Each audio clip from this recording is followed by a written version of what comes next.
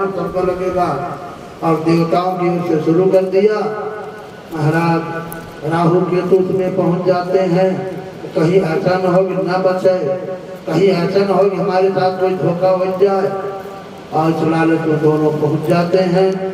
सूर्य और चंद्रमा ने बता दिया। इस बात को जानकर विष्णु भगवान ने चक्र सुदर्शन से राहु आदि का धड़ अलग कर दिया। हाहाकार मच गया। देवताओं ने अमृत पिया। दत्त लोगों ने लड़ना चालू कर दिया। विष्णु ने कहा अब लड़ो चाहे मरो, हमारा काम पूरा हो गया। बोलिए सदगुरु दयाल की। इस प्रकार से समुद्र मंथन हुआ और अमृत की प्राप्ति हुई होगी। किसी को अमृत मिला होगा, हमको क्या फायदा हुआ ये जानना जरूरी है। इस कथा से हमको क्या लाभ मिला? इस कथा से हमको लाभ ये मिलना है कभी समुद्र मंथन हुआ नहीं है। जो हुआ रहा तो हुआ होगा। अब समुद्र मंथन क्या है इसको हम समझें। मथानी कहाँ है इस बात को समझें। ये हमारा जो शरीर है ना, बोलिए सदगुरु दयाल की, ये पेट ही समुद्र है। आज 80 साल से इसमें बहुत कुछ डाला जा रहा, लेकिन ये पूरा नहीं हो रहा है। बोलिए सदगुरु दयाल की। इस पृथ्वी पर ही समुद्र है। यह शरीर ही पृथ्वी है, पेट ही समुद्र है। ये मेरुदंड रीढ़ की हड्डी ही मंदराचल पर्वत है। बोलिए सदगुरु दयाल की। और ये मध्य स्थान नाभि जो मध्य स्थान है, यहीं पर 3.5 लपेटा लगाए हुए एक सर्पिणी बैठी हुई है।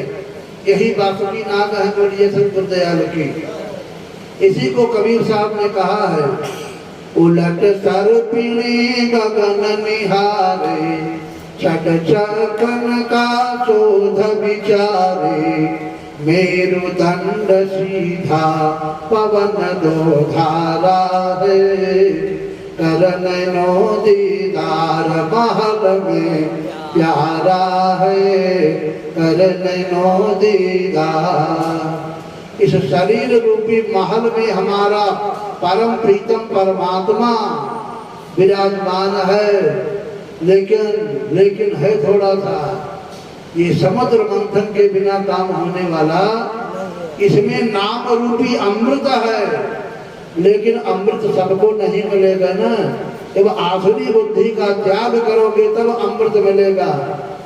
तो हमारा शरीर ही पृथ्वी और पेट ही समुद्र, मध्य स्थान नाभि, और यहीं पर 3.5 लपेटा लगाए हुए सर्पिणी बैठी है। इसी बात को रामायण में भी दर्शाया गया है। रामायण किस्सा कहानी नहीं है। उन्होंने उनकी नारी का अपहरण किया, उन्होंने उनसे युद्ध किया, उनको मार गिराया और रामायण पूरा हो गया। ये रामायण पूरा होना नहीं है। उसमें भी यही बात बताई गई है। हनुमान जी महाराज लंका के लिए प्रस्थान कर रहे हैं। समुद्र के किनारे बैठे हुए हैं। उछाल लगाना है उनको। कहाँ से? तटूट पर्वत पे। मेरुदंड का ये सबसे निचला भाग है, वहाँ तिकोना है। रीढ़ की हड्डी की शुरुआत कहाँ से है? नीचे की ओर हाथ लगा के तो देखना, वहाँ तिकोना है, वही तटूट पर्वत है। वहीं पर प्राण वायु है। बोलिए सदगुरु दयाल की। वायु यानी पवन पुत्र हनुमान जी महाराज वहीं पर विराजमान होते हैं। वहीं से छलांग लगाते हैं, लेकिन बीच समुद्र में धोखा हो जाता है। ये पेट का बीच वाला भाग ये नाभि है। यहीं पर सुरसा बैठी हुई है, नागिनी बैठी हुई है। इस सुरसा ने रास्ता रोक लिया है। ठहरो, कहाँ जाओगे? हमसे पहले तुमको युद्ध करना पड़ेगा।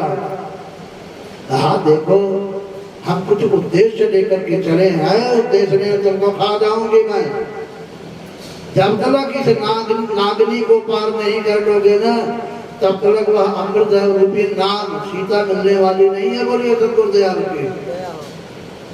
कहा मैं आ जाऊंगा लौट करके बाद में। अरे कहा तो बाद में, तो तुमको हमको पता है तुमको क्या मिलने वाला है। तुमको मिलने वाला है अमरत्व का वरदान।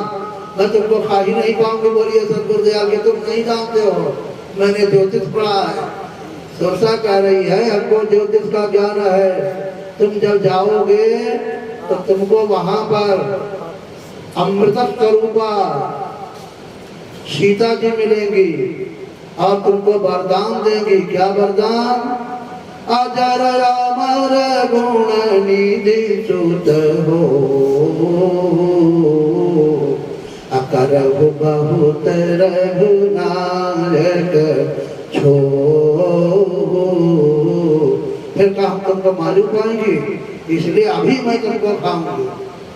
कहा जब तुम इतनी ज्योति से जानती हो तो तुम मरोगी कि मैं मरूंगा यह जानती होगी। बोलिए सतगुरु दयाल की। हाँ हाँ हाँ, सो तो मालूम है। कहा फिर हमारे रास्ते से हट जाओ, ऐसे तुम्हें हटने वाली नहीं हो। फिर हनुमान जी ने विचार किया कि क्या करना चाहिए। सब भूत भविष्य वर्तमान दिखाई दिया। अरे इसको तो देवताओं ने भेजा था कि जा करके परीक्षा लो कि ये लंका को जीत पाएगा कि नहीं जीत पाएगा। हाँ, तो इसलिए ये आई हुई है। अब हमको इसको बल से काम नहीं लेना है, बल्कि बुद्धि से काम लेना है। और उन्होंने सूक्ष्म रूप धारण किया। और कहा उसने विशाल रूप धारण किया, ये सूक्ष्म रूप धारण करके इसके उदर में प्रवेश होकर के निकल आए।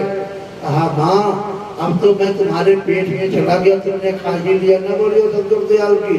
अब भगवान की कृपा से मैं बच गया, तब इसमें तब क्या किया जा सकता है, लेकिन मैं तुम्हारे मुंह से निकल करके आया हूँ।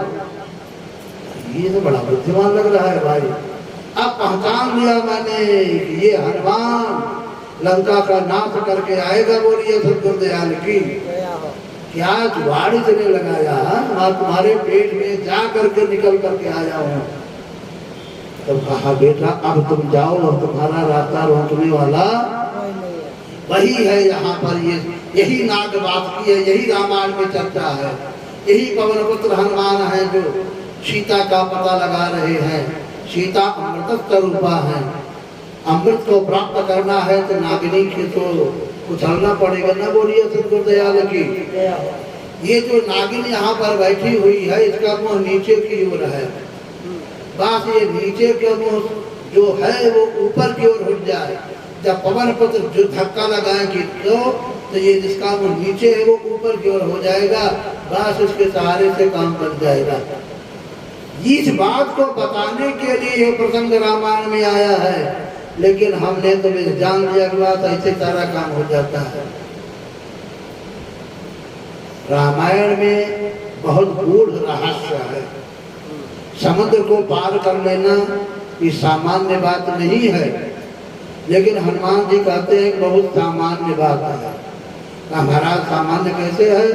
कि सामान्य ऐसे है कि इसमें हमारी कोई विशेषता थोड़ा है, इसमें तो भगवान के नाम की विशेषता है। हमने एक अंगूठी अपने मुंह में डाल रखी थी जिसमें भगवान की कृपा छिपी हुई थी। हाँ, बस उस अंगूठी ने सारा काम किया। इसी प्रकार से गुरु महाराज का दिया हुआ जो ज्ञान है इसको मुंह में धारण करना, यानी अंतर में धारण करना, बाहर में नहीं। अंदर में, मुंह में का मतलब यहाँ अंतर से हृदय में धारण करने से है। बात में मुख मुद्रिका बहुत सुंदर प्रकरण आया हुआ है कि इस मुद्रिका को मेल मुख माही, प्रभु मुद्रिका मेल मुख माही, अचल धिलांगी गए अचरज नाही। इसमें कौन सी आश्चर्य की बात है? ये तो गुरु महाराज की और परमात्मा की कृपा है। तो इसी प्रकार से हम लोग भी गुरु का दिया हुआ ज्ञान अगर धारण कर लेंगे ना, ये बीच में जो सरपणी बैठी हमारा कुछ बिगाड़ महाराज। इस प्रकार से समुद्र मंथन हुआ। ये हमारे अंदर में ही मंथन होना है। रोज रोज का अभ्यास ही मंथन है। आप कितना मंथन करते हैं? दोनों भावों के मध्य स्थान में दृष्टि को एकाग्र करिए। नीचे से वायु प्राण वायु खींचेगी और यहाँ नाभि स्थान पर आकर नागिन को धक्का देगी और महाराज पुनः उसको जीत करके दोनों भावों के मध्य स्थान में आज्ञा चक्र में आकर के और पार करते हुए सीधे सतलोक में आपको पहुंचा देंगे। यह आपको तब अमृत मिल जाने वाला है। बोलिए सद्गुरुदयाल की। इस प्रकार से अगर हमने अभ्यास योग कर लिया, समुद्र मंथन कर लिया, तो निश्चय ही हमें अमरत्व की प्राप्ति होगी। इसलिए समुद्र मंथन की कथा आई। पागल नहीं थे व्यास जी, बिना समुद्र मंथन के भागवत की कथा पूर्ण नहीं हो सकती थी। इसलिए श्रीमद् भागवते महापुराणे पारमहंसाम संहितायाम, यह परमहंसों की संहिता है। बोलिए सद्गुरुदयाल की। भगवान शंकर के अंदर इच्छा हुई मोहिनी रूप को धारण करके अब किस प्रकार दैत्यों को मोहित किया। महाराज एक बार दर्शन मिल जाए, प्रभु से प्रार्थना किया, भगवान ने अपने मोहिनी रूप का दर्शन दिया और पुनः शंकर भी स्वस्थ हो जाते हैं। बोलिए सद्गुरुदयाल की। आत्मा ही शंकर है, यह संसार ही, संसार का जो रूप है विषय विलासों का, यही भगवान का मोहिनी रूप है। बोलिए सद्गुरुदयाल की। आत्मा जो है यही शिवत्व है, शिव है, और यह जो संसार के भोग विलास है, विषयों का आनंद, यही मोहिनी रूप है। इसमें कौन नहीं फंस जाता है। शंकर जी भी स्खलित हो गए थे, गिर गए थे, इसका मतलब विषयों में मस्त हो गए थे। बाद में उनको प्रायश्चित हुआ, प्रभु के चरण में पड़े, खैर उनकी आत्मा को परमात्मा को प्राप्त कर ली। लेकिन हम भी तो रोज गिर रहे हैं विषयों में, दुख भोग रहे हैं, लेकिन हम तो वो प्रार्थना नहीं कर रहे हैं। महाराज बड़ी भूल हो गई, हमको अपने चरणों में लगाइए। जिस दिन आप शंकर जी की तरह से ऐसा कर लेंगे, आपकी भी आत्मा का कल्याण हो जाएगा। आप ही शंकर हैं, दूसरा कोई शंकर। हाँ, आत्मा शंकर है और हम आत्मा हैं, हम शरीर नहीं है और जड़। ये भाव है कहने का। आगे चल करके कर्मों के फल का निरूपण, जैसा कि हमने बताया, ये रोज बता रहे हैं कि भाई अच्छी करने का अच्छा फल और खराब करने का खराब फल होता है। महाराजा बल दैत्यों के राजा हैं और देवताओं को मार करके भगा दिया, स्वर्ग पर उनका शासन हो जाता है। अदिति ने जा करके कश्यप से प्रार्थना किया। देवताओं की माता ने, महाराज हमारे बेटे मारे मारे फिर रहे हैं और ये दैत्यराज बलि का शासन हो गया है, हमारे ऊपर कृपा करो। तयोव्रत नाम का एक विधान बताया ऋषि ने, और जिससे अदिति के गर्भ से भगवान वामन का जन्म होता है। और वामन ने जा करके बलि को छल लिया। बोलिए सद्गुरुदयाल की। कथा आप लोग जानते हैं, लेकिन फिर भी हम संक्षेप में बता करके उसका रहस्य समझाने का प्रयास करते हैं। वैसे हम 10 अवतारों की कथा एक दिन सुना चुके हैं, भक्त गोरमो बराहत्या, उसी में वामनावतार की कथा हमने सुनाया था, लेकिन फिर भी आज संक्षेप में हम बता रहे हैं। बलि का शासन काल है, वामन भगवान जाते हैं, स्वागत सत्कार होता है। महाराज आपका दर्शन हमारे यज्ञ में हुआ, ब्राह्मण देवता का, तपस्वी का, हमारा यज्ञ कृतार्थ हो गया। मैं इस समय 100वां अश्वमेध यज्ञ कर रहा हूँ। इस अश्वमेध यज्ञ कर लेने के बाद हमको इंद्र का पद मिल जाएगा। आपके आने से मेरा यज्ञ सफल हो गया। बोलिए मैं आपको क्या दक्षिणा दूं? वामन ने कहा देखो हमको कुछ नहीं चाहिए, तो त्यागी महात्मा है। कहा नहीं महाराज फिर भी आप आए हैं, आप बिना दक्षिणा के तो यहाँ से नहीं जा सकते हैं। कहा वैसे हमको जरूरत नहीं है, लेकिन अगर आप नहीं मानते हैं तो चलो 3 पग जमीन हमको दे दो। अब दूसरे की कुटिया में रहना पड़ता है, अपना एक कुटिया बन जाएगा। हमारे पैर के नाम से 3 पग जमीन दे दो। कहा महाराज हम बालक है ना, इसलिए बुद्धि भी आपकी बालक ही लग रही है। 3 पग जमीन में आप क्या करेंगे? अरे आप 300 बीघा 3000 बीघा मांग लीजिए, आपकी कुटिया मैं बनवा दूंगा। अरे कहे हमको कोई बहुत बड़ा चेला, बड़े बड़े चेला थोड़ो बनाने हैं कि 10-20 लाख 1 करोड़ हो जाएंगे, उसी में हम सबको बिठा करके कथा प्रवचन करेंगे। हम देखो महात्मा आदि भगवान का भजन करेंगे, हमको बैठने भर के लिए हो जाएगा और 3 पग में हमारे बैठने का जुगाड़ लग जाएगा। बस तुम तो इतने दे दो। ठीक है, तो हम किसी लंबे चौड़े आदमी को बुलाएं, वो थोड़ी लंबी नाम करेगा। अरे भगवान ने सोचा कि हमसे लंबा चौड़ा कौन होगा, अभी तुम जानते नहीं हो, लेकिन कहा नहीं हमको तो बताओ, हमारे पक्ष से दो। ठीक है महाराज संकल्प बोलो। रोहित जी महाराज संकल्प बोलो। शुक्राचार्य ने कहा अरे मूर्ख, ये है विष्णु, तुमको छलने के लिए आए हैं वामन का रूप धारण करके। तुम ये वादा जो किए हो इसको मत निभाओ, मत दो इनको। हाँ महाराज, बलि ने जितना वादा किया, संकल्प लिया ना, उतना तो पूरा करता है। इतने दिनों तक मेरे ऊपर कोई कलंक नहीं आया, और आज मैं ना कह करके अपने ऊपर कलंक नहीं लेना चाहता हूँ। और दूसरी बात ये कि साक्षात विष्णु भिखारी बनकर हमारे यहाँ मांगने के लिए आए, और उनको मैं नहीं कर दूं। जो दुनिया का दाता हो आज हमारे यहाँ भिखारी बन करके आया है, मेरा सौभाग्य है। महाराज गुरु होकर के आप ऐसी अज्ञान की बातें क्यों कहते हैं? अरे कहा मूर्ख, तेरा ये स्वर्गलोक चला जाएगा तेरे हाथ में, कहीं स्वर्गलोक चला जाएगा लेकिन तीनों लोग हमारे हाथ में आ जाएगा। ये गुणगान होगा कि विष्णु को मैंने दिया, विष्णु तो लिया नहीं है। कहा जा मूर्ख, मैं तेरे को शाप देता हूँ, तेरा सर्वनाश हो जाएगा। कहा गुरु महाराज चाहे कुछ भी बन जाए, लेकिन बात होती है, बातें हाथी पाइए, बातें हाथी पाओ। और बलि ने महाराज नाप करके दे दिया, एक पग से ऊपर एक पग से नीचे पूरा नाप लिया। कहा कुछ बचा हो तो बताओ, तीसरा कहाँ नापे? इसलिए मैंने कहा मैं अपने पग से 3 पग लूंगा, तुम्हारे लंबे चौड़े हमसे लंबे चौड़े वाले थोड़ा बन जाते। मैं गया, गुरु महाराज तो ठीक ही कह रहे थे कि हैं छलने वाले, देखने में छोटे लेकिन करतूत इनकी बहुत बड़ी है। 2 तीसरा पग वादा किए हो, नहीं तो तुमको पाप लगेगा। कहा महाराज है एक जगह है, आपने ऊपर नीचे सब नाप लिया, लेकिन हमको थोड़ा नापा है, आप हम ही को ले लीजिए।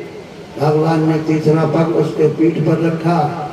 आज बलि धन्य हो जाता है। बोलिए सद्गुरुदयाल की। प्रहलाद जी महाराज आते हैं विष्णु भगवान की प्रार्थना करने के लिए। विष्णु ने कहा क्या तुम अपने पोते की सिफारिश लेकर आए हो? बोलिए सद्गुरुदयाल की। कहे नहीं महाराज, सिफारिश लेकर के नहीं आए।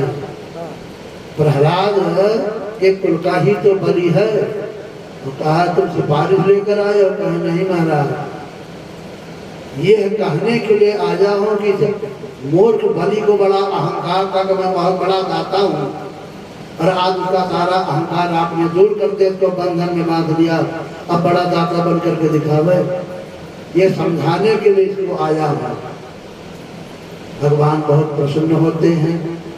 अंत में बलि को सुतर लोक का राजा बना देते हैं, और फिर से देवताओं को उनका स्वर्ग मिल जाता है। बोलिए सद्गुरुदयाल की। तो हमको क्या फायदा हुआ भाई? बलि को सुतल का राज्य मिल गया, इंद्र को स्वर्गलोक का राज्य मिल गया, प्रहलाद को उनका दर्शन हो गया। हमको क्या मिला इतनी देर बकबकाने से? ये जब तक नहीं जानेंगे, जब तक भागवत की कथा पूर्ण नहीं होती है। हमारा मन ही वास्तव में बलि है। बलि माने बलवान है। ये समझता है कि हमारे समान दूसरा कोई नहीं है। अब ये इस बलि को जब तक दंड, इस बलि के लिए जब तक बलि नहीं दी जाएगी, इसको दंड नहीं दिया जाएगा, जब तक काम करने वाला नहीं है। हमारा मन ही बलि है। और ये यज्ञ कौन सा कर रहा है? चाहता तो है कि वह सब कुछ प्राप्त कर ले, लेकिन मन की वृत्ति बढ़िया नहीं है, इसलिए प्राप्त नहीं कर पा रहा है। ठगा किसके जा रहा है? वामन के द्वारा।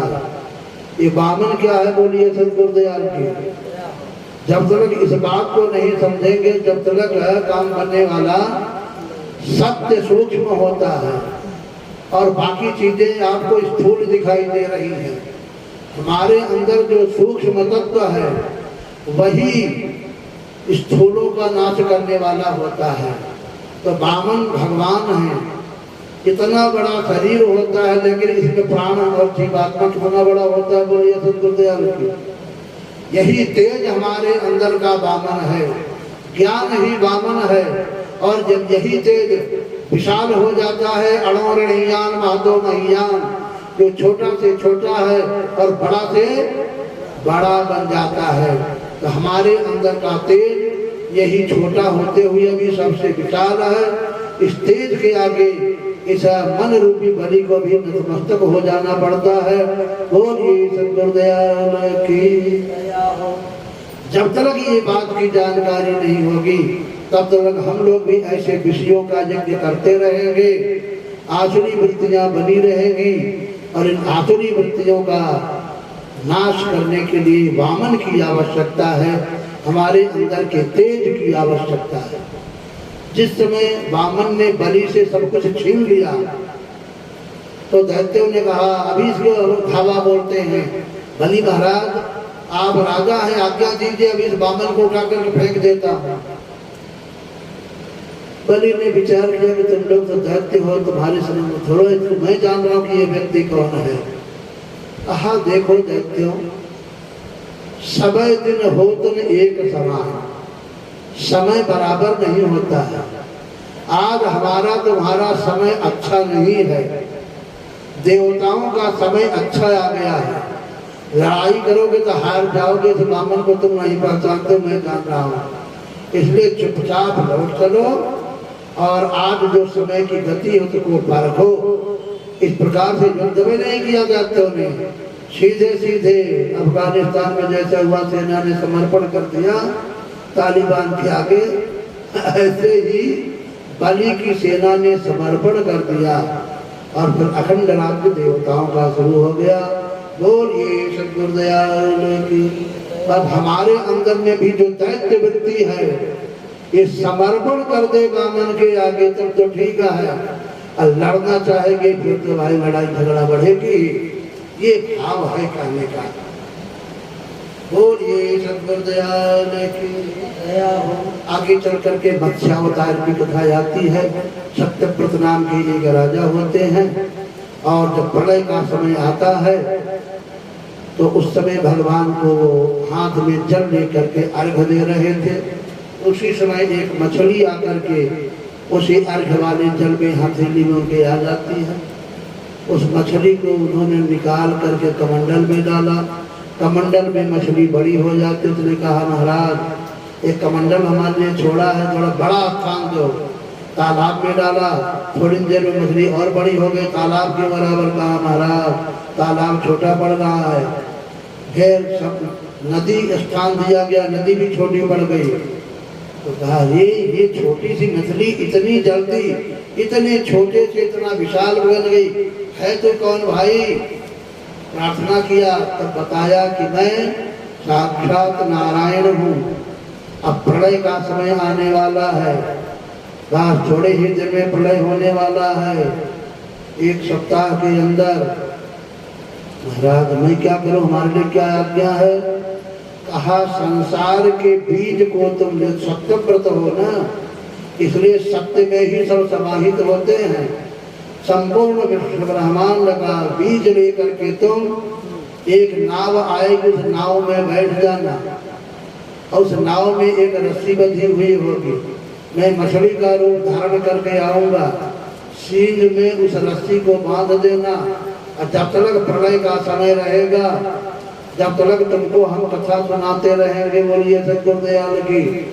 और पुनः जब सृष्टि का समय आएगा और पुनः ये नाव हट जाएगी, मैं हट जाऊंगा, सृष्टि का कार्य शुरू हो जाएगा। इस प्रकार से सत्यव्रत जी महाराज प्रलय के बाद भी रहे। अब बताइए, इसी प्रकार से जिनकी चर्चा प्रियव्रत की हमने किया वो भी जीवित रहे हो प्रलय के बाद, तो कोई बड़े आश्चर्य की बात तो नहीं है ना। सारा प्रश्नोत्तर हमारी भागवत का भागवत में ही है। इस प्रकार से भगवान के मत्स्यावतार की कथा होती है। बोलिए सद्गुरुदयाल की। तो हमको क्या फायदा हुआ होगा मछली के अवतार? वो उनकी इच्छा है, मछली का अवतार ले, कुत्ते का अवतार ले, सुअर का अवतार ले। हमको इस अवतार से फायदा क्या है? तो बिल्कुल सही है भाई, बिना फायदे के तो कथा सुनना बेकार है। सुन लीजिए, मानव जीवन जो है यही वास्तव में मछली का अवतार है। क्या मतलब? मतलब यह है कि मछली की एक विशेषता है। क्या विशेषता है? उसके नीचे की ओर जहाँ सफेद सफेद दिखता है एक छेद होता है और उसी के द्वारा वह पानी पीती है। अगर वो मछली उलट करके पानी न पिए तो मछली मर जाएगी। दूसरी विशेषता है कि यह संसार की धारा को काट करके चलती है। पानी की धारा को मछली काट करके चलती है। और संत महापुरुष जो मानव रूप में हैं, ये भी संसार के भवधार की धारा को काट करके चलते हैं। संत ही वास्तव में जो मनुष्य रूप में हैं, यही मत्स्यावतार हैं। बोलिए सद्गुरुदयाल की। जब तक मत्स्यावतार की चरण नहीं लेंगे, जब तक हमारा कल्याण होने वाला। मछली की एक गति है कि धारा के विपरीत, जैसे ऊपर से धारा नीचे आ रही है, उस धारा को पकड़कर नीचे से ऊपर चढ़ सकती है और कोई नहीं चढ़ सकता है। ये विशेषता केवल मछली की है।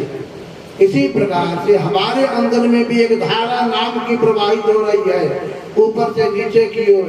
यह आत्मा रूपी मछली की विशेषता है। इस नाम की धारा को पकड़ करके जहाँ से धारा आ रही है वहां तक पहुंचा सकती है। इसी को संतों ने कहा है।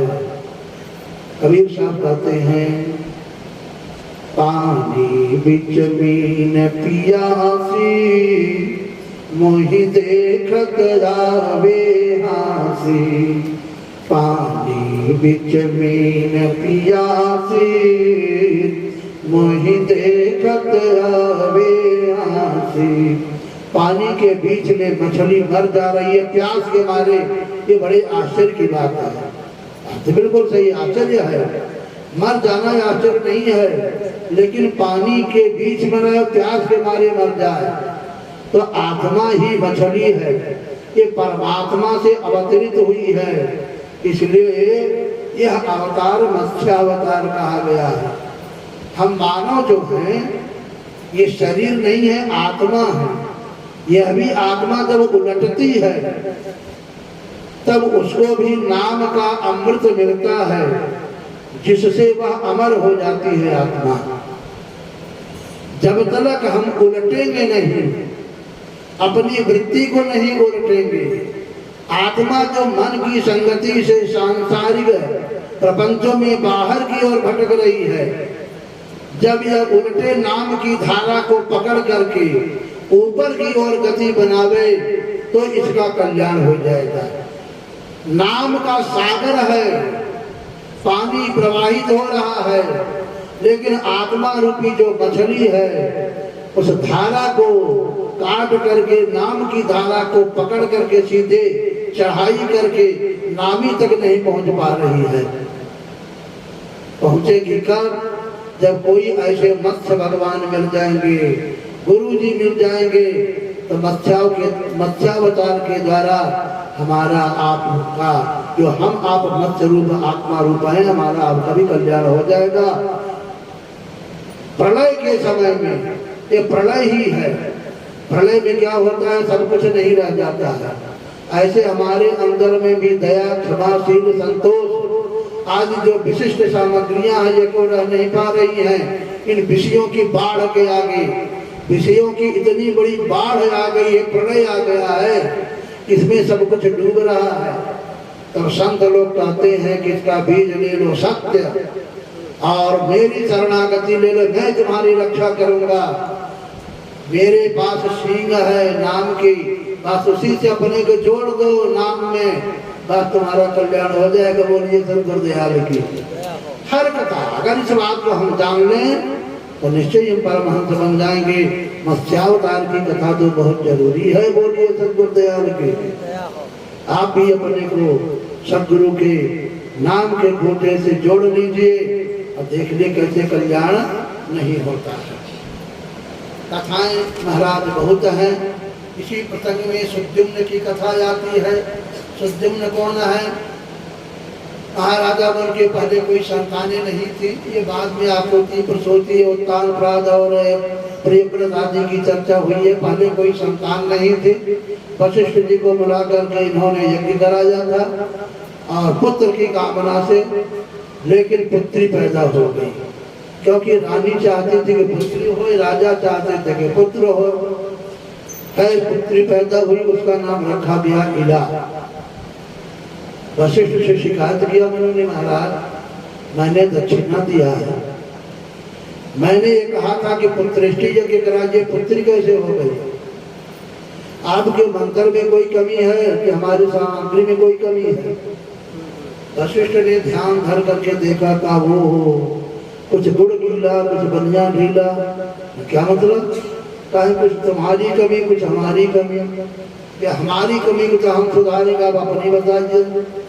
का हमारे यहाँ जो होता महाराज है हवन करने वाले, मंत्र बोल करके, वो तुम्हारी जो पत्नी है उसने उनको ज्यादा दक्षिणा का लोभ दे दिया था और कहा था तुम पुत्री के लिए हवन करना, तो तुम्हारी तरफ से लोभ दिया गया पत्नी के द्वारा। हमारे तरफ से गड़बड़ी हुई कि हमारे पुरोहित जो थे पंडित जी, ये लोभ में आकर के पुत्री के निमित्त हवन कर दिए। बुलाया गया पत्नी को, कहा है तो ऐसी ही बात। पंडित जी से पूछा गया, पंडित कहा हम लोभ में आ गए थे। ठीक है, कोई बात नहीं है, लेकिन जजमान मैंने तपस्या किया है, अपनी तपस्या से उस लड़की को मैं लड़का बना दूंगा। वशिष्ठ जी ने उस पुत्री को पुत्र रूप में बना दिया, तपस्या की ताकत लिया। मेरी तपस्या के बल से अभी यह इला नाम की लड़की और पुत्र रूप में परिवर्तित हो जाए। लड़की जो है लड़का बन गई, उसका नाम रखा गया सुद्युम्न। बोलिए सद्गुरु दयाल के। लेकिन भाभी को कौन बेटेगा भाई? होनहार हो के रहे, मेट सके नहीं। होनहार होई बरियाई, अपर बस रात दिवस की नाई। वह पुत्र जिसका नाम सुद्युम्न रखा गया, शिकार खेलता हुआ और कैलाश पर्वत की तलहटी में पहुंच गया, जो शंकर जी का निषिद्ध क्षेत्र था। यहाँ जो कोई भी व्यक्ति आएगा, अगर स्त्री है पुरुष है तो स्त्री बन जाएगा। वो शिक्षा ले लिया था चित्रकेतु से, वह अचानक पहुंच गया था ना। अब उस समय वो लोग ठीक स्थिति में नहीं थे, तब से उन्होंने एक बोर्ड लगा दिया था, निषिद्ध क्षेत्र, अगर कोई पुरुष आएगा तो स्त्री बन जाएगा। महाराज सुद्युम्न पहुंचा, फिर से स्त्री बन गया। उसका घोड़ा जो है घोड़ी बन गया, और उसके और जो सैनिक थे सब इसके सखी बन गए। सब धोखा हो गया, बना बनाया खेल बिगड़ गया। उसी समय में चंद्रमा का लड़का बुध की दृष्टि इनके ऊपर पड़ गई। अब दोनों में प्रेम हो गया, शादी हो गई, उनसे एक लड़का भी पैदा हो गया जिसका नाम रखा गया पुरूरवा। चंद्रमा का बुध और बुध का पुरूरवा हुआ। वो जो सुद्युम्न थे, जो पुनः पत्नी रूप में स्त्री रूप में हो गए थे, उनसे एक पुत्र भी पैदा हो गया। इधर मनु महाराज को बड़ी चिंता हुई कि बेटा इतने दिनों से गया है, अभी तक लौट कर क्यों नहीं आया। गुरु महाराज वशिष्ठ के पास गए। वशिष्ठ ने ध्यान धर करके देखा, वो हो सारा मामला बिगड़ गया महाराज। कहीं क्या हो गया? हम तो बाल बच्चों वाला हो गया। क्या मतलब? क्या उसने शादी कर लिया? कहा वो तो स्त्री रूप में हो गया, हमारी तपस्या चली गई। बोलिए सद्गुरु दयाल की, और फिर से स्त्री बन गया। वो निषिद्ध क्षेत्र में चला गया था भोलेनाथ की। क्या महाराज तब कहे बस अब वही चाहे तो फिर से पुरुष बना दे, तो स्त्री बन गया।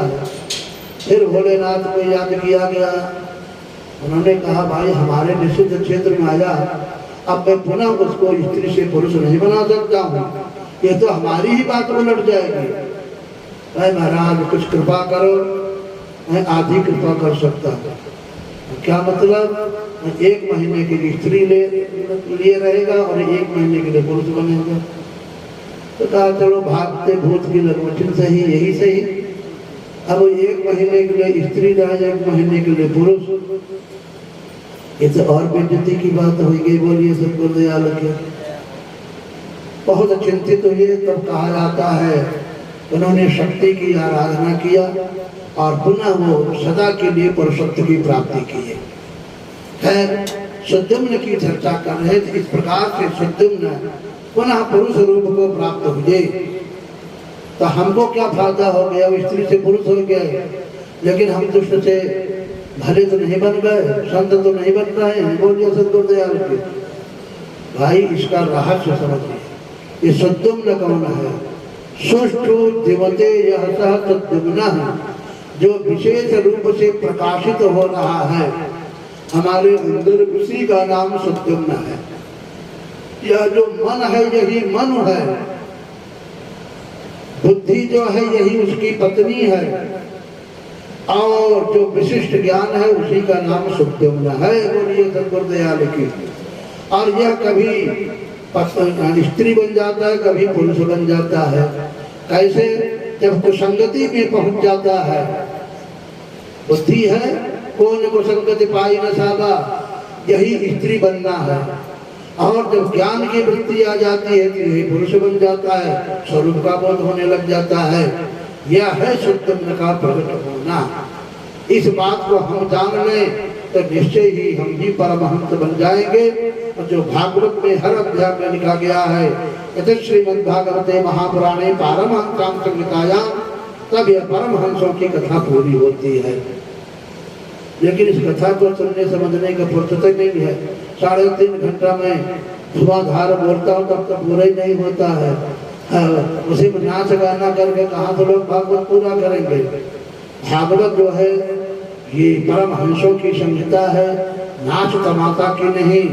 लेकिन जैसा हमने बताया, कला कला और कला के बल पर लोग भागवत जानना चाहते हैं तो भागवत तो नहीं भोगवत जरूर जान सकते हैं। बोलिए सतगुरुदयाल की। इस प्रकार से आगे चलकर के च्यवन ऋषि की कथा आती है। सुकन्या ने च्यवन का अपराध कर दिया था और च्यवन की पत्नी के रूप में सुकन्या को रहना पड़ा। सुकन्या ने अपने सत्य के बल पर, मूल बात सब सत्य की ही है, और च्यवन को भी उन्होंने वृद्धावस्था से युवावस्था में परिवर्तित कर लिया। ये सत्य की ताकत है। च्यवन क्या है पहले इसको समझे। हम ही लोग च्यवन है, चित होने के नाते च्यवन है। च्यवन की थोड़ा पैदाइशी बात देख लें जिसको नहीं जानते होंगे। च्यवन जब माता के पेट में थे ना, और तभी एक दुष्ट था, दैत्य था, उसने इनकी माता का अपहरण कर लिया था। अपहरण कर लिया था कि आपस में साठगांठ थी। फिलहाल वह राक्षस उनको निभा करके जा रहा था। ये बात बालक जो पेट में रह रहा था उसको अच्छा नहीं लगा और वो चित हो गया, अपने आप पेट से निकल आया। इस समय पूरा नहीं हुआ था, पहले से अपने आप पैदा हो गया। उसने माता को भी फटकार लगाई और अपने तेज से उस राक्षस को भी भस्म कर देता है। चित होने के नाते, अपने आप गिर जाने के नाते उनका नाम च्यवन रखा गया। बोलिए सतगुरुदयाल की।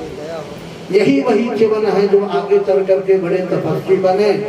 आप कितने भी चित हो गए हो अपने कर्मों से, लेकिन अगर सत्य की ताकत हो जाए, तपस्या करने वाले बन जाओ, तो आप भी च्यवन ऋषि की तरह से और अमर पद को प्राप्त कर सकते हो। तो कुछ कमी रह जाएगी ना, अगर उसमें आपको सुकन्या मिल जाए। सद्बुद्धि ही सुकन्या है। एक कुकन्या है, एक सुकन्या है। खराब बुद्धि कुकन्या है और सुंदर बुद्धि ही सुकन्या है।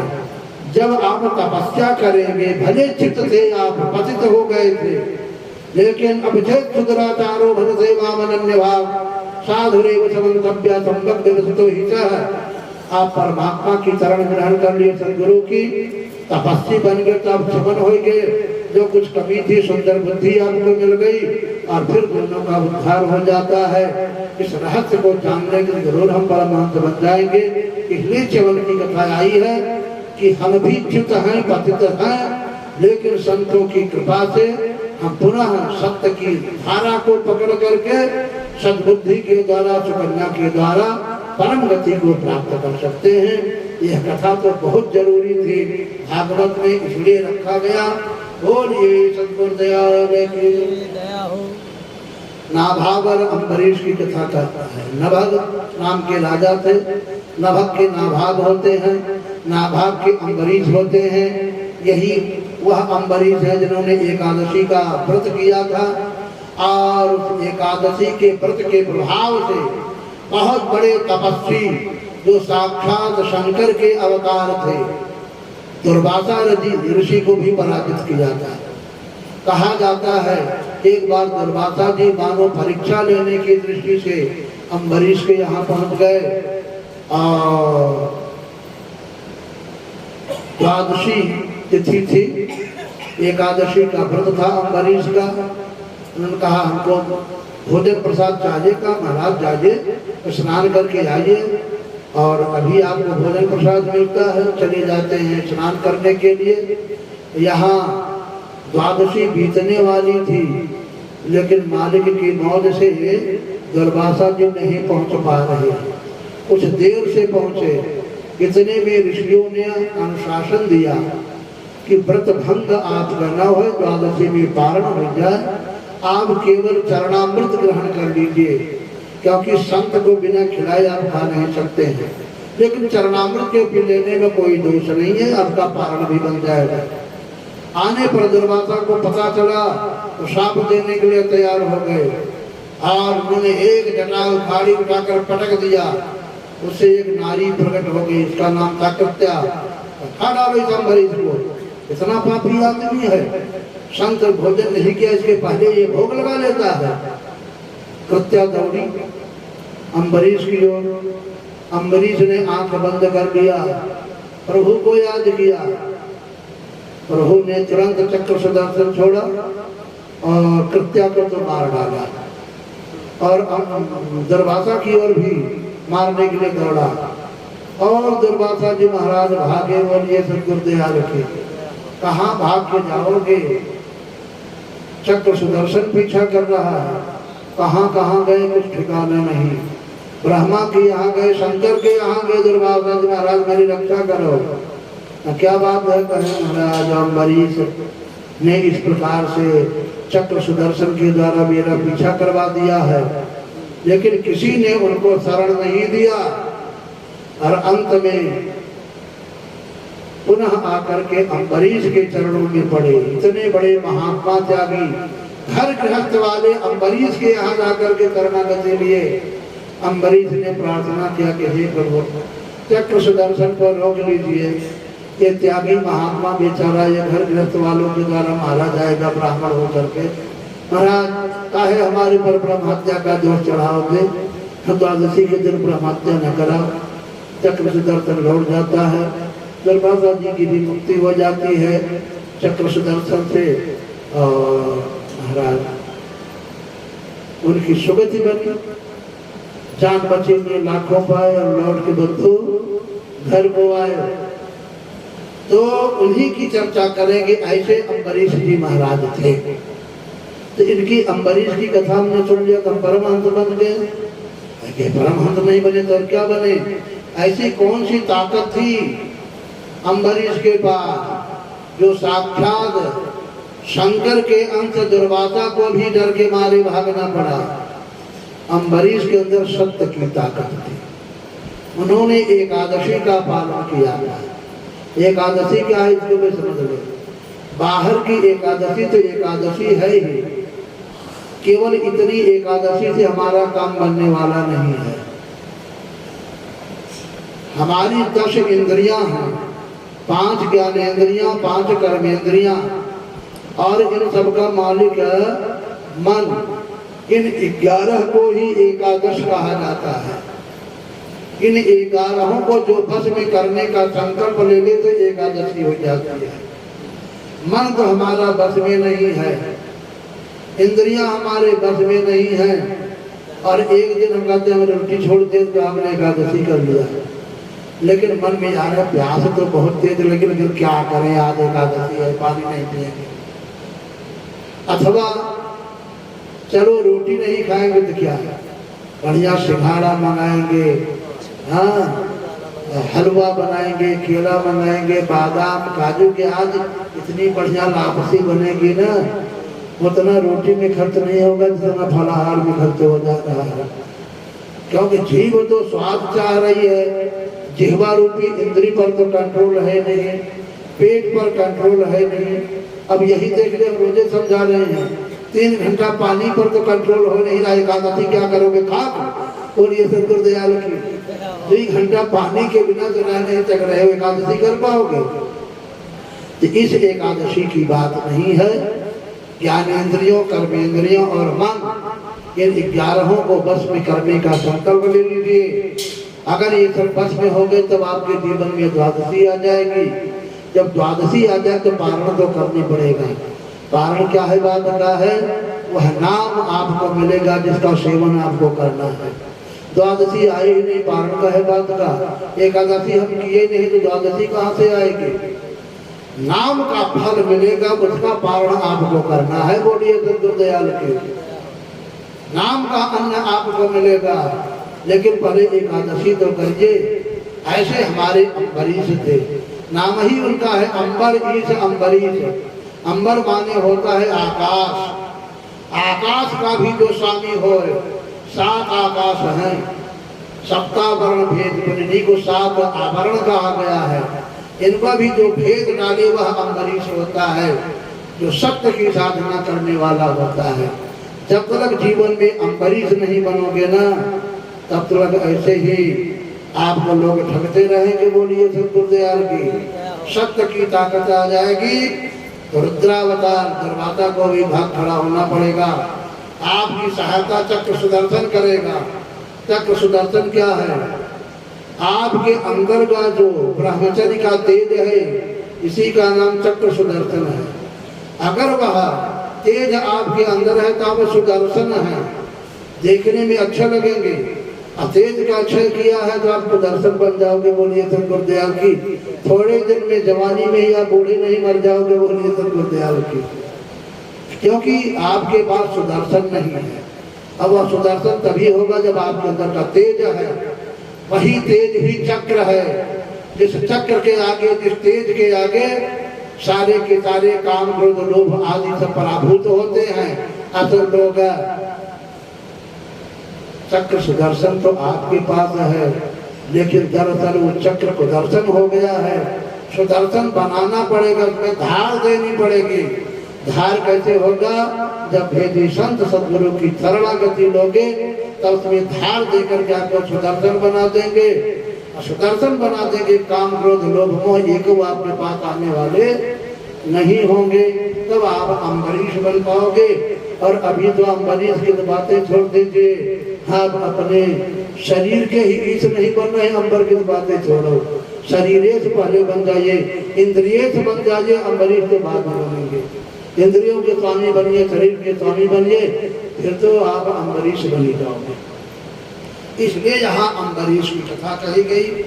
आगे के प्रकरण में इक्ष्वाक वंश का वर्णन आता है। इन्हीं मनु के वंश में इक्ष्वाक नाम के महापुरुष होते हैं। मनु के छींकने से एक बालक पैदा हो गया है, छींकने से, इसलिए उसका नाम रखा गया इक्ष्वाक। बोलिए सतगुरु दयाल की। महाराज का ऐसा हो जाता है कि छींकने से कोई बच्चा पैदा हो जाए। सत्य में सामर्थ्य होती है। सत्य के द्वारा छींकने की तो बातें छोड़ दीजिए, केवल देख लेने से बच्चा पैदा हो जाता है। जिस समय अंबिका अम्बालिका की चर्चा पहले महाभारत आदि में आप लोगों ने सुना हो तो सुन लीजिए। अम्बा तो नहीं रह गई थी, अम्बालिका आदि थी। व्यास जी महाराज ने केवल देख लिया था, जिसको नियोग पद्धति कहा जाता है, और दृष्टि से गर्भ धारण करा दिया था। जैसे धृतराष्ट्र, पांडु और विदुर जैसे महापुरुषों का जन्म हुआ। ऐसे सत्य की ताकत थी, क्योंकि व्यास के पास सत्य है। महाराज छींक देने से हो गया तो कुछ मेहनत करनी पड़ी। यहाँ तो देख लेने से हो जाता है। देख लेने से नहीं, मन में सोच लेने से भी हो सकता है। यद्दूरम यद्दुराराध्यम यद्दूरे विवस्थितम तत्सर्वम तपसा साध्यम तपो ही दुर्दक्षिणा। तपस्या में बड़ी ताकत होती है। बोलिए सद्गुरुदयाल की। तो इन्हीं इक्ष्वाकु वंश के वर्णन में भगवान श्री राम की कथा आती है, लेकिन एक दो कथा और हम बता करके तब राम की कथा सुना करके आज भगवान का जन्म करा देंगे। बोलिए सद्गुरुदयाल की। चौथे दिन प्राकट्य दिवस होता है, लेकिन आज 5वें दिन तो हो जाए, क्योंकि परसों तक हमको कथा को पूरा भी करना है और छोड़ना भी एक नहीं है। बोलिए सद्गुरुदयाल की। और रहस्य भी सबका बताना है। मानधाता का वर्णन होता है। मानधाता के पिता का नाम था योनाश। योनाथ के कोई संतान नहीं थी, उन्होंने पुत्रवृष्टि यज्ञ किया। गुरु महाराज ने एक जल को मंत्रों के द्वारा उसमें सत्य की ताकत डाला, जिससे इनके पुत्र ही हो। लेकिन होनहार हो जी बरजाई। बोलिए सद्गुरुदयाल की। गर्मी का महीना था, अब वो परिष्कृत किया हुआ जल कलश का रखा था।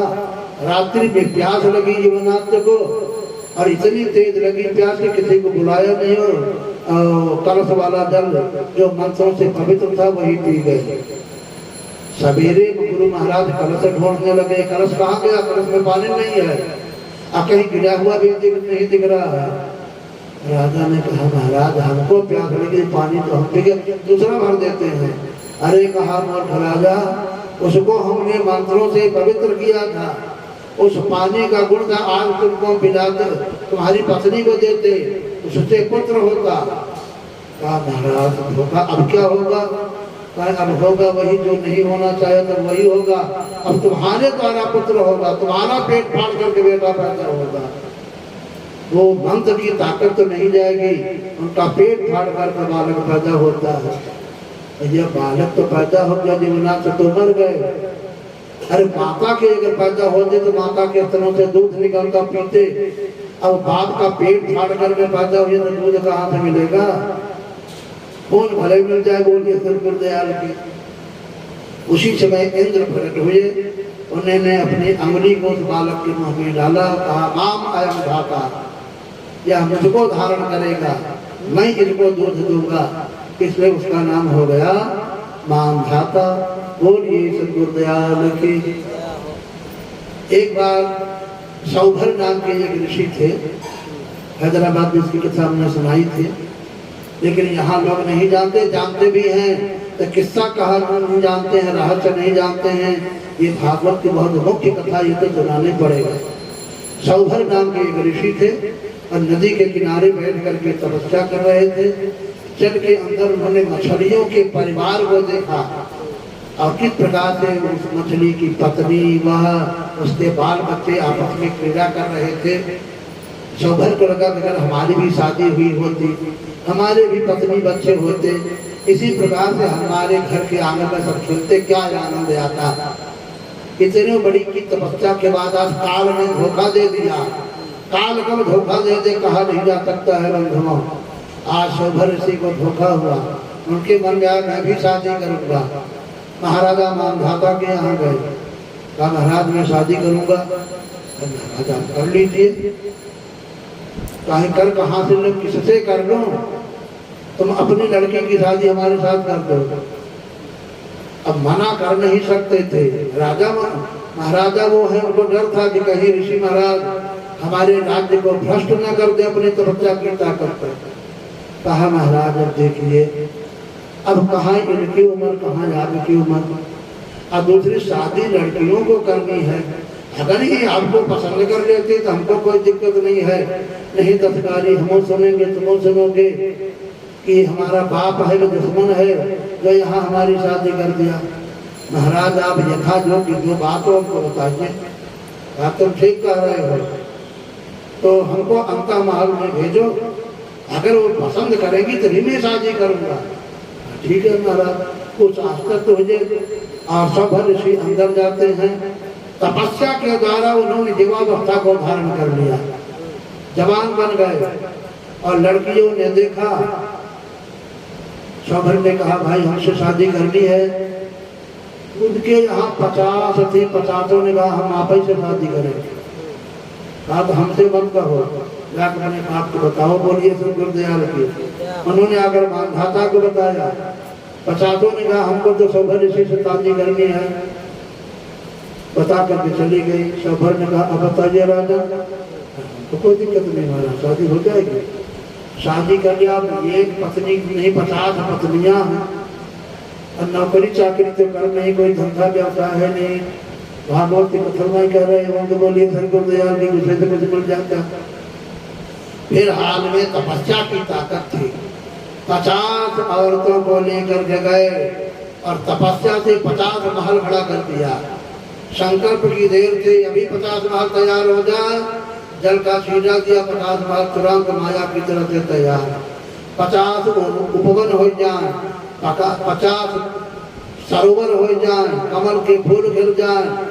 भैया एक एक महल में एक एक पत्नियां रहने लग गई। भोजन उनके यहाँ पत्नियां नहीं बनाती थी, आज्ञा देते थे 50 थाली 51 थाली भोजन आ जाए, खाना बनाया आ जाता था, थाली चली जाती थी। एक जम की ताकत थी सौभर ऋषि के अंदर। लेकिन भाई तपस्या किए हो कुछ हजार वर्ष तक, तपस्या का फल जब भोगने लग जाओगे तो पूंजी खत्म तो होगी। धीरे धीरे काफी वर्ष बीत गया, लड़के बच्चे हुए, बड़ा आनंद आया। लेकिन ये भूल गए कि हम जितना कमाए थे वो पूरा खत्म हो रहा है। एक दिन कहा हमको खीर चाहिए। खीर की थाली की क्या कटोरों नहीं आया, बोलिए सत गुरुदयाल। तो सोचा कहीं सुन नहीं पाए होंगे लोग जहां से भेजा जाता है। कहा खीर चाहिए, खीर। आवाज आई महाराज आपको पानी ना मिलेगा। क्यों? तो आपकी तपस्या की जो पूंजी थी बैंक बैलेंस तो खत्म हो गया। ये होटल है, बोलिए सर, बिना पैसा के कुछ नहीं मिलता है। आपका जमा पैसा सब खत्म हो गया है, आपको अब पानी भी नहीं मिलेगा। खीर की तो बातें छोड़ दीजिए। बड़ा कष्ट हुआ सौभर ऋषि को। उसी समय वो घर द्वार छोड़ करके तपस्या के लिए निकल गए। तो हम क्या करें इस कथा से, हमको क्या फायदा होगा भाई? फायदा तब होगा जब इसका रहस्य जानोगे, बोलिए सर गुरुदयाल के। हम ही आप सौभर है। 100 एक पूर्ण संख्या है। 2, 4, 10 भर, 9 भर, 12 भर, 25 भर, 50 भर नहीं, पूरे 100 भर हैं हम पूर्ण हैं। मनुष्य को पूर्ण बना करके परमात्मा ने भेजा। मानव मात्र वो सौभर है, लेकिन सौभर से वह 0 भर बन गया। कैसे? विषयों में गड़ जाने के नाते, जैसे वो विषयों के विलास में डूब गए, सौभर से 0 भर हो गए। कहाँ बना बनाया महल तैयार हो जाता था, आज तालाब का पानी मिलना मुश्किल हो गया, 0 भर हो गए। वैसे हम लोग भी इन विषयों का सेवन करते करते कहाँ हम मानव से सत्पुरुष परमात्मा तक पहुंचने की सामर्थ्य वाले थे, पूर्ण बना करके भेजा था। लेकिन विषयों के विलास ने हमको जीवन 0 भर बना दिया है। थे हम 100 भर, लेकिन अब क्या बन गए हैं? 0 भर। अब 0 भर से क्या 100 भर फिर से बन सकते हैं? वह 0 भर फिर से 100 भर बनने के लिए चला गया। लेकिन हम 0 भर से अब और निम्न स्तर में चलते बढ़ते चले जा रहे हैं। डबल 0, ट्रिपल 0 होते चले जा रहे हैं। फिर से हम 0 से 100 भर बनना नहीं चाह रहे हैं। बनने के लिए क्या करना पड़ेगा? संत शरणागति लेने की आवश्यकता है। बस इनकी शरण में आकर के पुनः हमको तपस्या की युक्ति जान करके, साधना की युक्ति जान करके, यानी चैतन्य की उस धार को जिसमें गुंजार हो रहा है, जो घट घट में झंकार करे, उस शब्द की डोर को पकड़ करके उस शब्दातीत परमात्मा तक पहुंच कर फिर से सौभर बन जाए। बोलिए सत गुरुदयाल की। ये इस कथा का रहस्य है। जब तक इस कथा के रहस्य को नहीं जानेंगे, किस्सा कहानी से कुछ हासिल होने वाला। सौभर की कथा तो बहुत जरूरी है। हम थे सौभर, हम थे हंस, लेकिन अब कौवा बन गए हैं। उस दिन हमने बताया था हंस का रूप था, गंदला पानी पिया बन के कागा, साथी सारे जगे तो न जागा। हम थे हंस कौवा बन गए, हम थे 100 भर 0 भर बन गए। फिर बने, अच्छा कैसे बने, हंस कैसे बने? कहा इसी के लिए परमात्मा का नित्य अवतार होता है। कागा से हंस बनाने को, 0 से पूर्ण बनाने को, सतगुरु पृथ्वी पर आते हैं। 0 से पूर्ण बनाने को, कागा से हंस बनाने को, सतगुरु पृथ्वी पर आते हैं।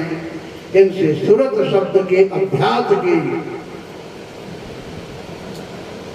युक्ति जान करके हम लग जान, निश्चय ही हमारा मानव जीवन, जिसको सौभर कहा गया है, दूसरा जीवन सौभर नहीं है, मानव जीवन ही सौभर है। इसकी रचना ही ऐसी बनी है। आप लोग विचार करना।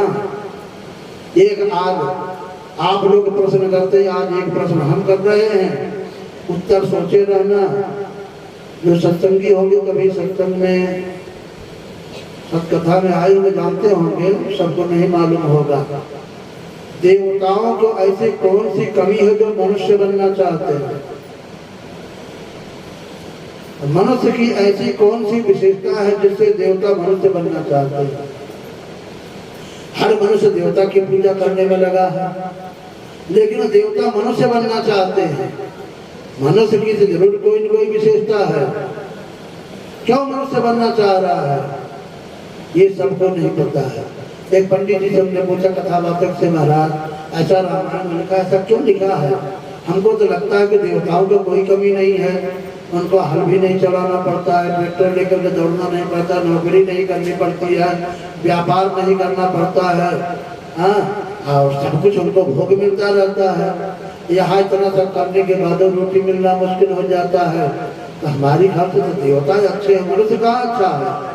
अब मनुष्य में देखो ना, चोरी बेईमानी छल कपट प्रपंच आतंकवाद सब लपटा हुआ है। काहे बात के मनुष्य अच्छे हैं? तो स्वामी जी लगता है कि इस जगह पर फेल हो गए। नहीं महाराज, उनका फिर पास कैसे करो ना, तुलसीदास जी को पास करो, हम तो फेल कर रहे हैं।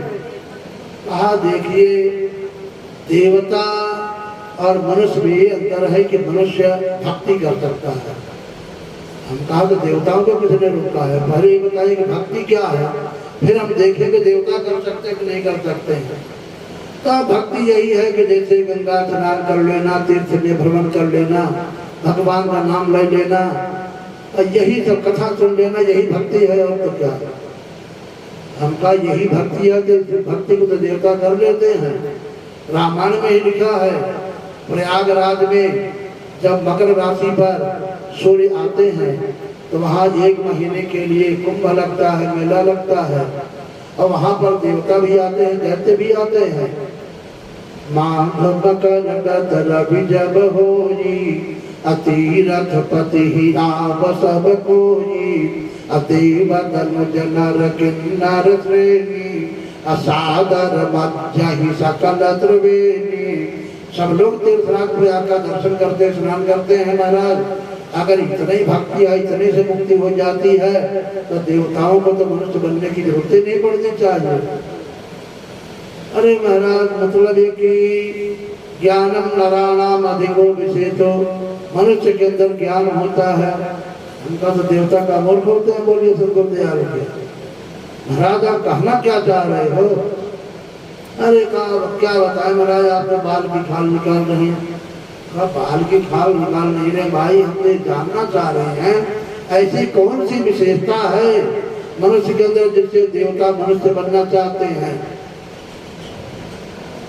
अब आप लोग भी विचार करना, बात को इसको देखते रहेंगे, कौन सी कमी है देवता के अंदर, कौन सी विशेषता है मनुष्य के अंदर जिससे देवता मनुष्य बनना चाह रहा है।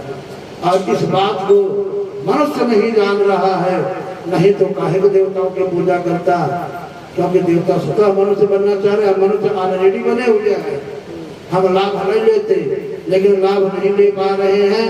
हमको अपनी ताकत का एहसास नहीं है, हमको अपनी उसी शक्ति का एहसास नहीं, कौन सी है हमारी विशेषता। अब इस पर आप विचार करिएगा और हम कथा को आगे बढ़ाते हैं। बोलिए सद्गुरु दयाल की। ओहो 5:15 बज गए हैं, समय तो हो गया है,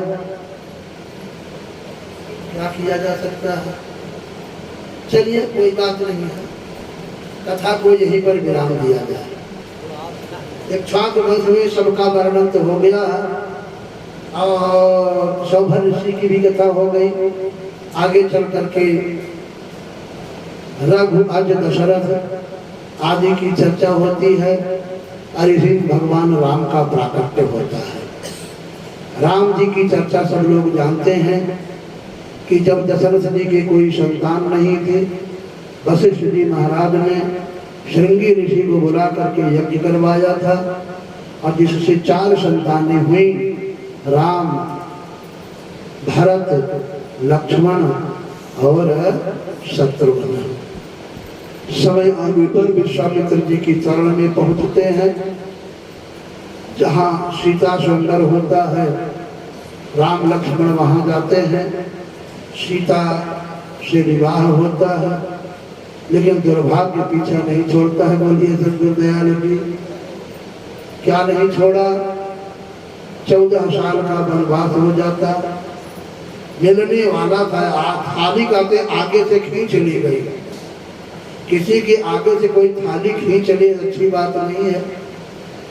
कहाँ राज्याभिषेक होने वाला था, कहाँ 14 साल का वनवास मिल गया। लेकिन इसी का नाम राम है। आप भी राम बनिए। राम कहने से, जल चढ़ाने से, फूल चढ़ाने से राम नहीं बनोगे। राम के मर्यादा को, राम की विशेषता को धारण करो। जो प्रसन्नता उनको राज्य मिलने पर हो रही थी, वैसे कोई उनको प्रसन्नता ही नहीं थी।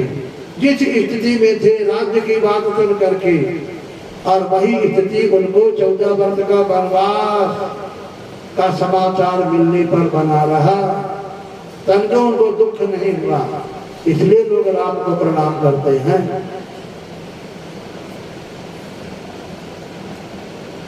प्रसन्नतां जानगताभिषेकतस्तथा नमम्ले वनवासदुःखतः मुखाम्बुजश्री रघुनन्दनत्व में सदा कुशा मंगल मंगलप्रदा।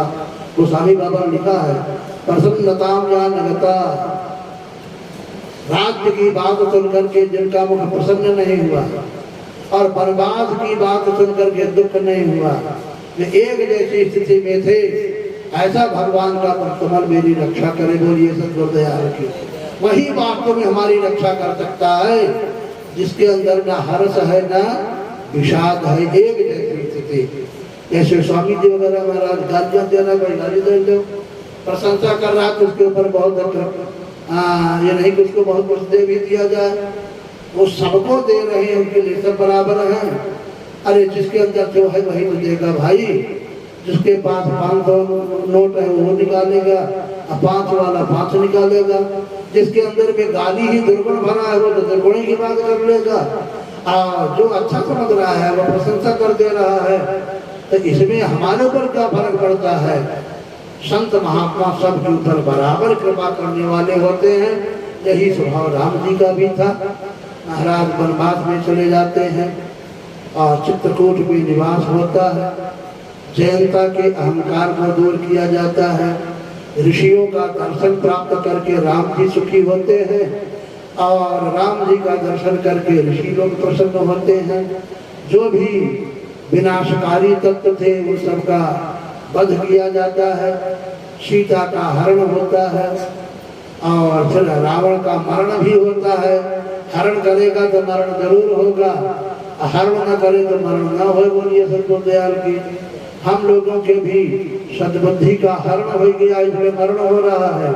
सद्बुद्धि रूपी सीता का हरण न हो तो मरण न हो। बोलिए सद्गुरु दयाल की। हम काल के हवाले न बने, काम क्रोध के हवाले न बने, और फिर परमात्मा की यहाँ अपनी गति बनती है और उसको मरण नहीं कहा जाता है। मरण उसको कहा जाता है तो मरने के बाद फिर जीना, जीने के बाद मरना। और जो परमात्मा तत्व को प्राप्त हो जाते हैं पुनरागमनम नास्ति, वो तो पैदा नहीं होते तो उसको मरण नहीं कहा जाता है। इसलिए अगर सीता का हरण होगा तो मरण जरूर होगा, और सद्बुद्धि ही हमारे अंदर में सीता है। बोलिए सद्गुरुदयाल की। रावण का मरण हुआ और पुनः सीता राम लक्ष्मण अयोध्या में आ जाते हैं।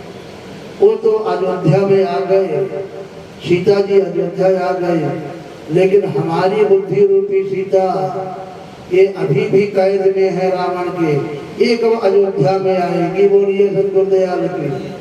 अयोध्या माने जो युद्ध, जहाँ पर युद्ध नहीं किया जाता है, जहाँ युद्ध नहीं होता उस स्थान को अयोध्या, ना अयोध्या ही अयोध्या जो युद्ध के योग्य नहीं है।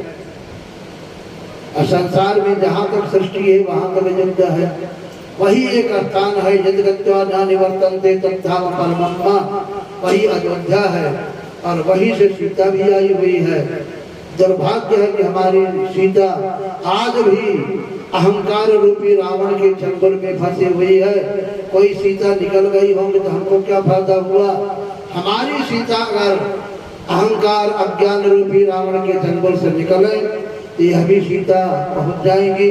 ज्ञान ही राम है, ज्ञान और सद्बुद्धि दोनों एक हो जाते हैं, महाराज तब हमारा जीवन धन्य होता है। ये रामायण का उपदेश है, लेकिन हम लोग बस किस्सा कहानी तक सीमित रह जाते हैं। इस प्रकार से भगवान राम का प्राकट्य और उनकी लीलाओं का वर्णन किया है व्यास जी महाराज ने परीक्षित जी के सामने। आगे के प्रसंग में चंद्रवंश का वर्णन होता है। उस चंद्रवंश में अनेक महाराजा राजा हुए, जिनकी शौर्य गाथा आज भी प्रचलित है। और इसी में आगे चल करके पांडवों आदि की भी चर्चा होती है, और मुख्य रूप से यदुवंश की चर्चा होती है। ययाति होते हैं, इन्हीं ययाति के पुत्र के रूप में यदु महाराज होते हैं, और इन्हीं यदु के वंश में, यदु के ही नहीं यदु के वंश में आगे चल करके भगवान कृष्ण का अवतार होता है। इसी कृष्णावतार के साथ चंद्रवंश की जो कथा है भागवत में पूर्ण की जाती है। वैसे कथा तो बहुत आगे है चंद्रवंश की, लेकिन जो लक्ष्य हमारा है उस लक्ष्य को हासिल करने में जितने की आवश्यकता है उसकी पूर्णाहुति बनेगी। लेकिन अवतार कैसे होगा इस बात को जान ले। कृष्ण क्या है, वसुदेव क्या है, इसको जाने। इस पृथ्वी पर जब बहुत अत्याचार हुआ, पृथ्वी में जाकर के ब्रह्मा की शरणागति लिया। ब्रह्मा ने देवताओं को लेकर, ब्रह्मा ने देवताओं को साथ में लिया, पृथ्वी को साथ लिया। अब विष्णु के पास गए, महाराज ये पृथ्वी बहुत पीड़ित है, इसको उद्धार कीजिए। विष्णु भगवान ने कहा ठीक है उद्धार होगा, समय आने पर आप लोग धैर्य धारण करिए, हमको मालूम है, बताने की जरूरत नहीं है, फिर भी आपने बताया है तो अवतार होगा। पृथ्वी लौट जाती है, भगवान अवतार लेने का उपक्रम करते हैं और समय आने पर अवतार लेते हैं। अवतार के पहले का एक दृश्य देख लीजिए। वो कृष्ण नाम के राजा थे मथुरा में, जिनका बेटा था कंस। कंस की एक चचेरी बहन थी जिसके पिता का नाम था देवक। देवक की लड़की थी देवकी, सयानी हो गई थी। उसकी शादी वसुदेव जी के साथ निश्चित की गई। बारात आई, बड़े धूमधाम से शादी हुई। उन्हीं को पहुंचाने के लिए वह जा रहा था। रास्ते में आकाशवाणी हुई। आकाशवाणी हुई, ऐ कंस, जिस देवकी को पहुंचाने में तुमको इतना आनंद आ रहा है ना, तो अपने काल को नहीं देख पा रहा, इसकी 8वां पुत्र जो होगा तुम्हें मार डालेगा। इस बात को सुन करके कंस क्रोधित होता है और देवकी का वध करना चाहता है। लेकिन वाह, सत्य की बात तो करनी पड़ेगी। सत्यमेव जयते नानृतम्। वसुदेव जी महाराज बड़े सत्यवादी हैं। उनकी बात का यकीन उनके दुश्मन भी करते हैं। वसुदेव ने कहा कंस, देवकी से तो तुमको कोई खतरा नहीं है, देवकी के 8वें संतान से खतरा है। हम जितनी संतानें होंगी सब पैदा होकर तुम्हारे हवाले कर देंगे। अब उनको चाहे तुम जिंदा रखना चाहे मारना, लेकिन इस समय ये मेरी तुम्हारी बहन जरूर है लेकिन पत्नी भी हो गई है मेरी, इसकी रक्षा करना हमारा धर्म है। मैं वादा करता हूँ मेरा विश्वास करो। अंत ने कहा ये विश्वास मात्र व्यक्ति है, सत्यवादी है, और उनके विश्वास पर देवकी को छोड़ दिया गया। बाद में कुछ कारणों से कारागार में डाल दिया गया। एक एक पुत्र हुए, सब कंस के हवाले कर दिए गए। ऐसे 6 पुत्र हुए। 7वें का नंबर आता है, साक्षात शेष भगवान बलराम के रूप में आ रहे हैं गर्भ में। भगवान ने महामाया को याद किया, योग माया को। उसने देवकी के गर्भ का आकर्षण किया खींच करके, और ले जा करके रोहिणी के गर्भ में, जो वसुदेव की एक दूसरी पत्नी थी, कई पत्नियां थी इनकी, रोहिणी के गर्भ में स्थापित कर दिया। एक कहने को हो गया कि 7वां गर्भ गिर गया। 8वें में स्वयं नारायण आने का विधान कर रहे हैं। उधर नंद बाबा जो गोकुल के महंत समझ लीजिए एक प्रकार से मुखिया, उनके यहाँ भी वृद्धावस्था आने के बाद भी कोई संतान नहीं थे। भगवान ने योग माया को गाया, महामाया को बुझाकर उनके यहाँ तुम कन्या रूप में पैदा हो। और फिर मेरा विधान देखना, मैं वसुदेव को भेजूंगा गोकुल में, और गोकुल से तुम चली आना मथुरा, और मैं पहुंच जाऊंगा गोकुल में, और फिर मेरा प्राकट्य होगा। अब तुम चकमा दे देना कंस को, उड़ जाना, उसके हाथ से छूट जाना, और आगे की कथा मैं स्वयं अपने आप तुम्हें दिखाता रहूंगा। ऐसा विचार करके भगवान 8वें गर्भ में स्वयं आते हैं। और उधर योग माया यशोदा मैया के गर्भ में आती है। और ये सद्गुरु दयाल की समय आने पर भगवान का प्राकट्य होता है। वसुदेव जी महाराज इस बालक को लेकर के गोकुल जाते हैं।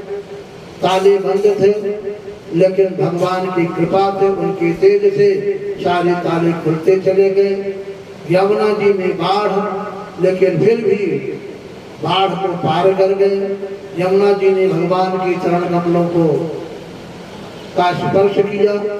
नंद बाबा के यहाँ उस बालक को रख करके और यशोदा मैया के पास से योग माया को लेकर के चले जाते हैं। महाराज फिर ताला बंद हो जाता है, बालिका का रुदन होता है, गेट खोला गया। देवकी ने कहा भैया कंस, ये तो कोई पुत्र नहीं पैदा हुआ, पुत्री पैदा हो गई, सब तो मरी गए, कम से कम हमारा वंश तो चले। ये कन्या है तुम्हारी, अब इसको तुम छोड़ दो। लेकिन कंस को दया नहीं लगी, उसने उठाया और उठा करके पटकना चाहा, लेकिन सूक्ष्म रूप धारण कर लिया। योग माया ने आकाश में उड़ करके चले गए। कहा मोर कंस तो मेरे को मारेगा, दुनिया को मारने वाली मैं तो हमको मारेगा, तुझको मारने वाला तो गोकुल में पैदा हो चुका है, बोलिए सबको दया लगे। अरे कहा बड़ा धोखा हो गया, बड़ा धोखा हो गया। हमको क्या पता कि देवता झूठ बोलते थे और आज भी झूठ बोल रहे हैं। बहन हमारे द्वारा बड़ी गलती हो गई। बहन बहनोई के चरणों में दंडवत किया, अपनी गलती के लिए क्षमा मांगा, और उधर कृष्ण भगवान पहुंच जाते हैं गोकुल में। तो हमको क्या फायदा हो गया, ये मैं संक्षेप में बात बताया, लेकिन इसके रहस्य को बताना हमारा उद्देश्य है। अगर गोकुल में पहुंच गए, मथुरा में प्रकट हो गए, योग माया उड़ करके चली गई, तो हम परमहंस बन गए इस किस्सा कहानी को जान करके। अब कैसे प्रसन्न होंगे, कैसे हम परमहंस गति को प्राप्त करेंगे, बस 5 मिनट में सुन लेते हैं। बोलिए सद्गुरु दयाल की। भागवत में दिया गया हुआ कि वसुदेव किसको कहते हैं। वसुदेव कोई राजा ही नहीं थे, कहीं के मुखिया ही नहीं थे। असली वसुदेव किसको बोला जाता है, ये बात कपिल देव जी अपनी माता देवहूति को समझाते करें। भागवत में लिखा है कि सत्यम विशुद्धम वसुदेव शब्दितम यदि यते तत्र पमानपावृतः सत्ये च ततमिन् भगवान् वासुदेवो यथोक्षजो मे नमता विधीयते। विशुद्ध अंतःकरण का नाम वसुदेव है, ये भागवत में लिखा है। वसुदेव कोई राजा थे कि नहीं थे, किसी लेना देना नहीं है। ये बाह्य दृष्टि से, अंतर्दृष्टि से देखेंगे हमारा विशुद्ध अंतःकरण ही वसुदेव है और सद्बुद्धि जो है यही देवकी है। दो प्रकार की वृत्ति है हमारे अंदर, सात्विकी और तामसी। सात्विकी जो बुद्धि है इसी को देवकी कहा जाता है। लेकिन देवकी मिलेगी किसको? जो वसुदेव होगा, जिसने अपने अंतःकरण को पवित्र कर लिया है, उसी की तो शुद्ध बुद्धि होगी, उसी को देवकी मिलेगी। हम भी वसुदेव बने। वसुदेव बने, वसुदेव कैसे बनेंगे? जब हमारा भी अंतःकरण शुद्ध बन जाएगा। तो विशुद्ध अंतःकरण का नाम वसुदेव है, विशुद्ध बुद्धि का नाम ही देवकी है। वसुदेव और देवकी जब हम बनेंगे तब जाकर के हमारे यहाँ वासुदेव का प्राकट्य होगा। ऐसे किसी पालने में आकर के अष्टमी के दिन हमने कपड़े का, पाथर का, लकड़ी का बना कर रख दिया, भगवान का प्राकट्य हो गया। भगवान का प्राकट्य हो जाता तो तुम्हारी बुद्धि सही हो जाती। बोलिए सदगुरु दयाल की। यही तो धोखा है, तुमने लकड़ी का बनाया है, पाथर का बनाया है, तुम्हारी बुद्धि पत्थर की बनी हुई है। कोई चैतन्य प्रकट होता तो तुम्हारी बुद्धि भी चैतन्य हो जाती। ये नहीं कह रहे कि आप उत्सव मत मनाइए, मतलब कि सच्चाई को जानने के लिए विशिष्ट संत महापुरुषों की सत्कथा में जरूर पहुंचिए। नाच गाने वाले तो ऐसे ही नाम पर लूटते रहेंगे, वो आपको कभी नहीं बताए होंगे। भागवत में लिखा है, लेकिन इस बात को आपने कहीं नहीं सुना होगा कि विशुद्ध अंतःकरण का नाम वसुदेव है, सात्विकी वृत्ति का नाम देवकी है। किसी कथावाचक ने बताया हो तो बता देना। लेकिन अब हम वसुदेव बन नहीं पा रहे हैं और किताब में हम वासुदेव को प्रकट कर दे रहे हैं। ये धोखा, ये नकली प्राकट्य है। आप असली असली वसुदेव बनिए तो ये हृदय है, यही जन्मभूमि है। बाहर की जन्मभूमि के लिए तो मरते रहिए, कोई बात नहीं, लेकिन आपके इस हृदय रूपी जन्मभूमि में असुरों का वास हो गया, इनको तो हटाओ। इस जन्मभूमि को खाली कराओ असुरों से। यहाँ पर यवनों का निवास हो गया है। संत लोग कहा करते हैं, हृदय के बीच में मेरे सुघर स्थान थे तेरे, कहाँ पर खल किए मेरे, किसी विपदा सुनाऊं मैं, श्री सतगुरु दयालु जी, यहाँ में जिस पे जाऊं मैं अपनी सी विपत्ति को किससे वर्णन करूं? है कोई माई गलाल छुड़ाने वाला? इस गर्भगृह में, जन्मभूमि में असुरों का निवास हो गया है। यहाँ होना चाहिए था हे प्रभु आपको, लेकिन आपको हटाकर यहाँ मस्जिद बना दी गई। बोलिए सतगुरु दयाल की। ये हृदय रूपी जो जन्मभूमि है, चाहे राम जन्मभूमि का हो, चाहे कृष्ण जन्मभूमि का हो, इसमें तो असुरों का निवास हो गया है। इसको खाली कैसे कराओगे? जब कोई मोदी प्रकट होगा। बोलिए सतगुरु दयाल की। मोदी माने मुद मंगलमय संत समाजो, मोदी प्रमोदी, अर्थात जो सत्यवाद को जानने वाला है, जो उस अखंड मोद को, प्रसन्नता को धारण करने वाला होगा, ऐसे संत को ही मोदी कहा जाता है। मोदी जब मिलेंगे, संत जब मिलेंगे, तो आपके हृदय रूपी जन्मभूमि में जो असुरों का राज हो गया है, इसको मुक्त करा देंगे। बोलिए सतगुरु दयाल की। अब आप बोलो महाराज हम बीजेपी वाले हैं क्या? हम भाई बीजेपी वाले नहीं हैं, मोदी वाले हैं, संत वाले हैं, भागवत वाले हैं, सनातन धर्म के हैं। सनातन धर्म में यही बात बताई गई है कि आप का जो हृदय दूषित बना है, जहाँ भगवान का जन्म का डेरा है, उस डेरे को आप सुरक्षित करिए, वसुदेव बन जाइए। वासुदेव को आने में देर नहीं है। वसुदेव तभी बनेंगे जब संतों की संगति में आकर के उनसे सद्ज्ञान लेकर के परमात्मा के राह पर चलेंगे। और आहार शुद्ध हो, सत्य शुद्धि, आपका आहार शुद्ध होगा तो अंतःकरण की शुद्धि बनेगी और आप वसुदेव बनेंगे। चोरी बेईमानी छटपट प्रपंच का अन्न आपको वसुदेव नहीं बनाएगा, ये आपको कंस बनाएगा, जरासंध बनाएगा, शिशुपाल बनाएगा, कार्यवन बनाएगा। और ईमानदारी का जो अन्न है वो आपको वसुदेव बनाएगा। वसुदेव जब आप बनेंगे तो देवकी जरूर मिलेगी, और देवकी मिलेगी तो वासुदेव का प्राकट्य जरूर होगा। बहुत सुंदर श्लोक है। सप्तम वे शुद्धम वासुदेव शब्दितम यदीयते तत्र पुमान पावृतः सत्ये च तस्मिन् भगवान् वासुदेवो यथोक्षयो मे नमसा विधीयते।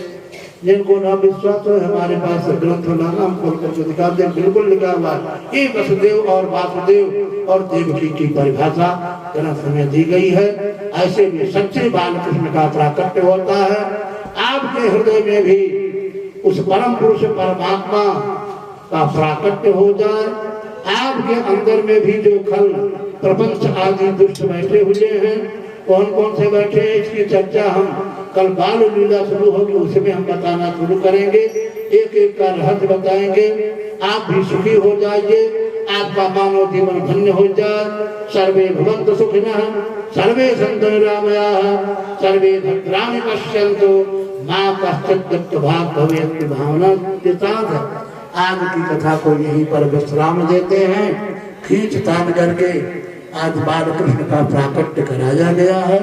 लेकिन आपके हृदय में कब हो जाएगा, जो चुप्पी ना जानते हो, नामदान ना लिए हो, वो नामदान ले, उपदेश लेकर के सर्व शब्द की साधना में लग जाए, निश्चय ही बालकृष्ण का प्राकट्य होगा, परमात्मा आपके हृदय में आएगा। और अगर आपने चुप्पी जानी है तो आप भक्ति में लग जाइए, साधना में लग जाइए, निश्चय ही मानव जीवन धन्य होगा। बोलिए सद्गुरु दयाल की।